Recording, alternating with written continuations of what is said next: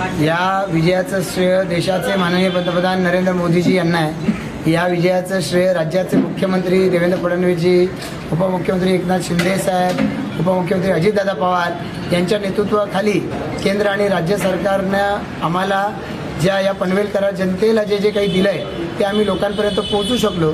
ज्यांच्या मार्फत आम्ही पोहोचवलं ते सगळे आमचे महायुतीचे सगळे कार्यकर्ते पदाधिकारी यांचं विशेषत्व नाही। सगळ्यात महत्त्वाचं म्हणजे सर्वसामान्य जनता की ज्यांनी आमच्या कामावरती आणि आम्ही देतोय त्या शब्दावरती विश्वास ठेवला आणि आम्हाला खात्री आहे की आमचे निवडून आलेले सर्व नवीन नगरसेवक हे आपल्यावरती ठेवलेला विश्वास हा सार्थ करून दाखवतील आणि या महायुतीचा हा कर्तृत्वाचा आलेख अधिकाधिक उंचावत राहतील। शिवसेना भाजप महायुतीची सत्ता वेळी उलटून टाकणार असा विरोधकांनी चंग बांधला होता, मात्र तो यशस्वी झालेला नाही, काय बोलाल? खरं तर आपण पाहतोय की या निवडणुकीच्या माध्यमातून मतदारांनी तर स्पष्ट कौल दिलेला आहे।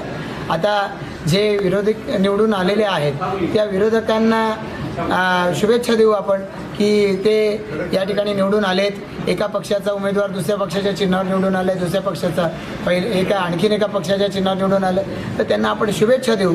आम्ही ज्या सर्वसामान्य जनतेला कौल मागितला त्या सर्वसामान्य जनतेचा आमच्यावरती विश्वास आहे, याचा खरंच आम्हाला सगळ्यांनाच आनंद आहे।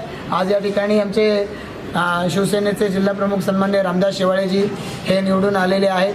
त्यांच्याबरोबरीनं शहराध्यक्ष त्यांचे कळमनुरीचे तुकाराम सरत यांच्या पत्नी या देखील आहेत त्या निवडून आलेल्या आहेत। राष्ट्रवादीचे 2 उमेदवार निवडून आले, आमचे प्रभाग क्रमांक 9मध्ये महादेवमध्ये, 10मध्ये विजय खानावकर, या सर्व आणि भाजपच्या सर्व उमेदवारांचं मी मनापासून अभिनंदन करतो। रायगडमध्ये शिवसेना राष्ट्रवादीमध्ये वाद चालू आहे, मात्र आपली इथं महायुती कायम आहे, काय सांगाल? मी याचं श्रेय आमच्या सगळ्या नेत्यांना देईन की त्या नेत्यांनी आम्हाला या ठिकाणी आशीर्वाद दिला।